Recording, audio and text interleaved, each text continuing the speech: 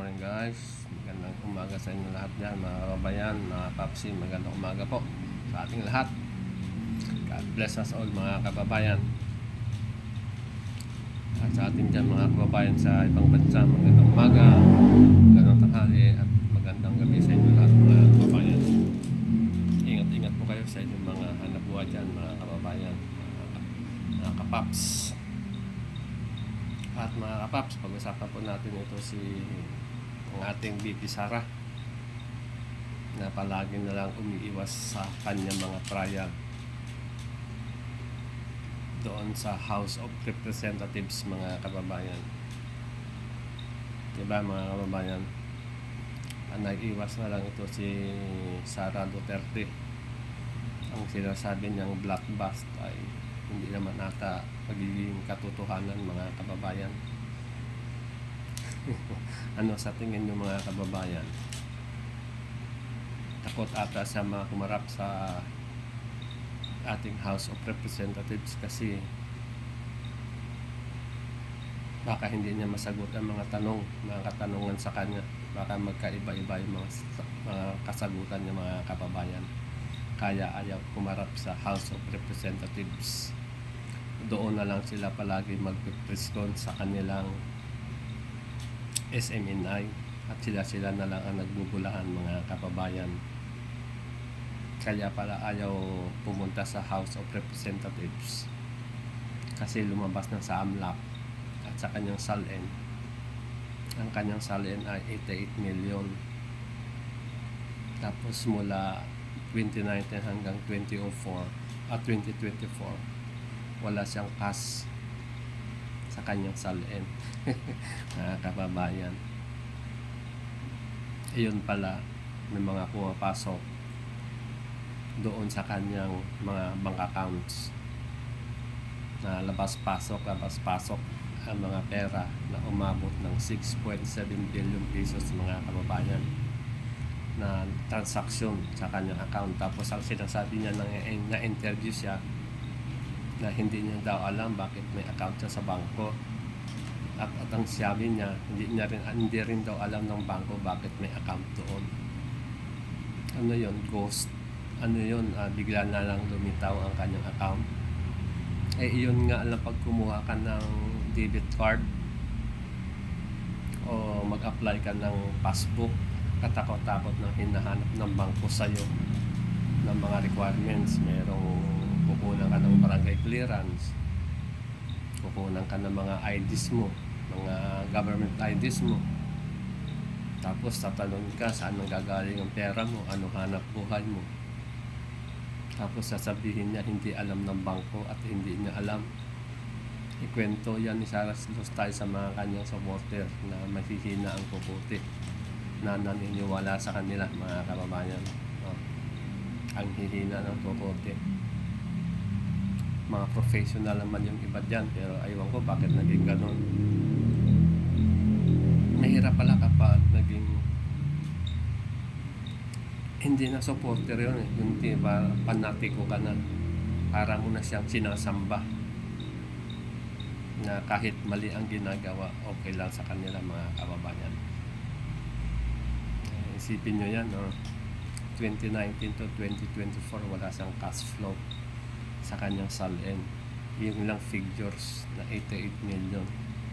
Pero ang sa kanyang mga kababayan, sa kanyang AMLAC report ay umaabot ng 6.7 billion pesos, mga kababayan. Kaya kayong mga DDS supporters, mga DDS fanaticos, mga kababayan, gumising na po kayo sa katotohanan.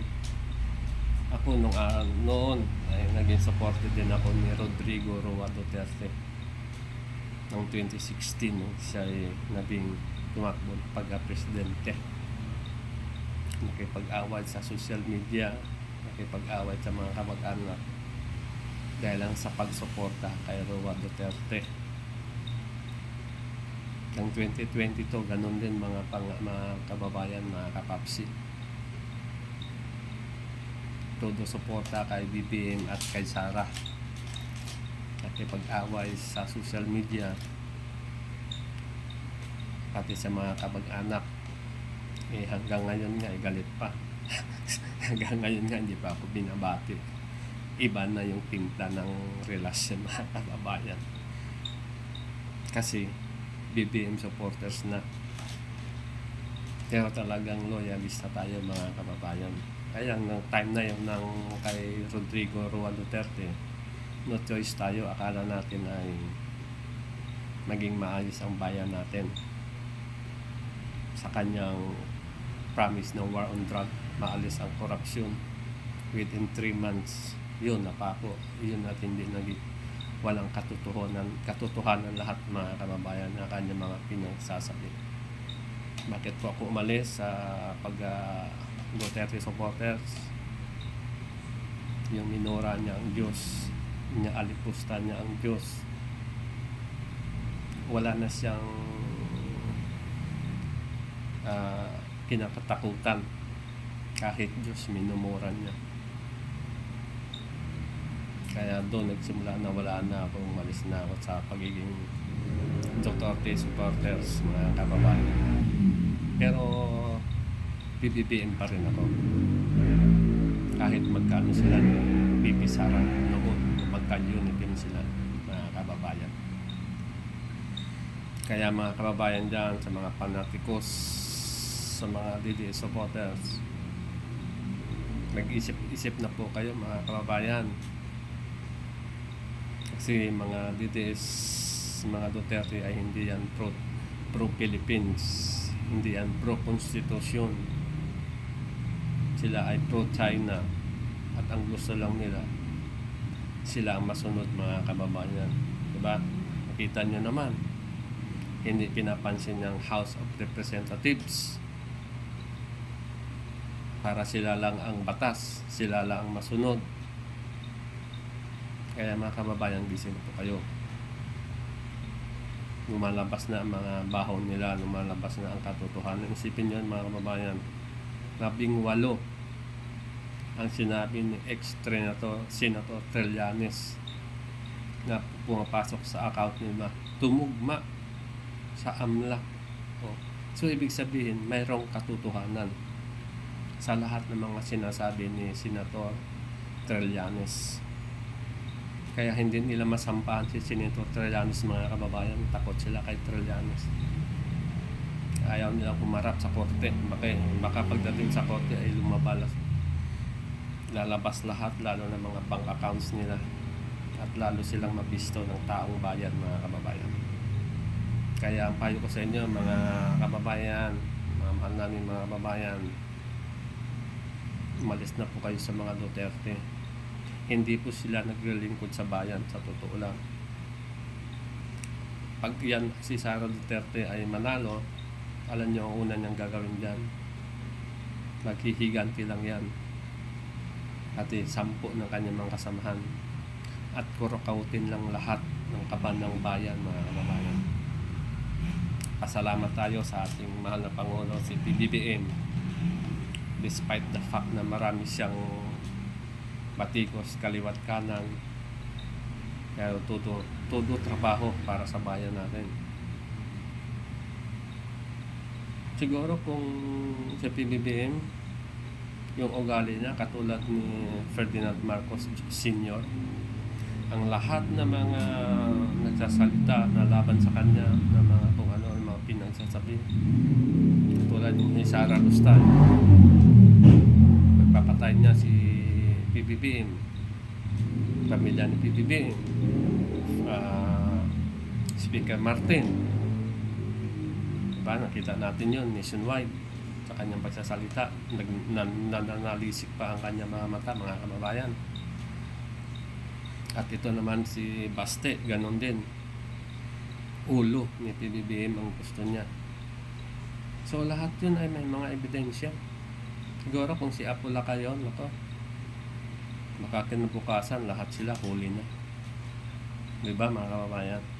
Kasi nasa batas naman, public officials ka, hindi ka dapat magsasalita ng gano'n.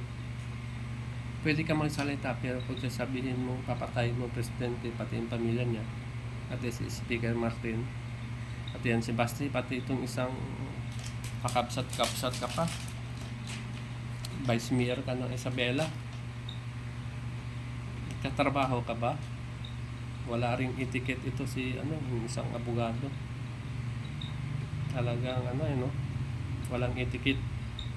Dapat ma-disbar yan sa sa kanyang lisensya sa pag-abogado.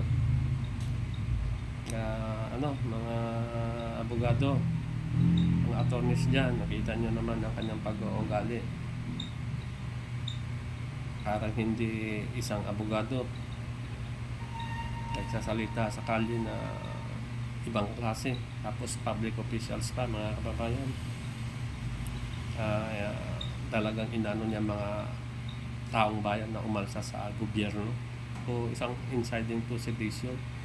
Dapat itong inciting to sedition ay mataas ang mga bayarin o mga penalties, at dapat may pagkakulong ng mahabang panahon. Dapat milyones ang danyos dyan ang kanilang babayaran, at tapos kulong pa ng mahabang panahon para matauhan mga ito na sobrahan na ng freedom of speech. Mga kababayan, nasobrahan na ng democracy ang bansa natin, mga kababayan. Kaya sana si PBBM, Mr. President, mahal na Pangulo, masyado ka talagang mabait You're too much mabait. Pero kahit si Jesus Christ nga nagalit doon sa templo ng ginawa ng kanyang kababayan na mali ang ginagawa. Itinapon niya lahat ng mga lamesa. Sinira niya lahat ang hindi tama. Pwede ka magalit, Mr. President, kasi nasa tamang landas ka. Kaya nga lang wala na si dating Senator Miriam Santiago at si Juan Ponce Enrile na ayun sana ang inyong kakampi at matapang na talagang solid. Pero itong mga I doubt ito sa mga nakapaligid ng mga abogado kay PBBM ay kung 100% ba ang kanilang suporta sa ating mahal na Pangulo. Iyon lang ang Korte Suprema para sila pa ang masunod, para sila pang mataas sa presidente. Diba, mga kababayan? Kaya mga kababayan, gising na po kayo. Mag-alsa balutan na kayo sa pagsuporta sa mga Duterte, kasi hindi sila sa tunay na naglilingkod sa bayan. Sa media lang yan na sinasabi nila, di ba? Panay press con sila lang ang nagbubulahan, sila lang nag-i-interview. Si Bibi Sara, pag ibang mag-i-interview yan, baka pinagmamalaki niya pa na mataas ang kanyang grade na nakuha sa bar exam, 80%. Pero sa nakikita naman natin, mga kababayan, the way he answers sa mga interview ay lalo na siguro on the spot interview, walang mga kopya-kopya. May plan A, plan B, plan C siya, mga kababayan. Diba? So mga kababayan, maraming salamat po muli sa inyong panonood. Please like and share and comment down below, mga kababayan, sa ating munting video. Maraming salamat sa inyong oras, sa inyong panonood. God bless us all. Bye-bye.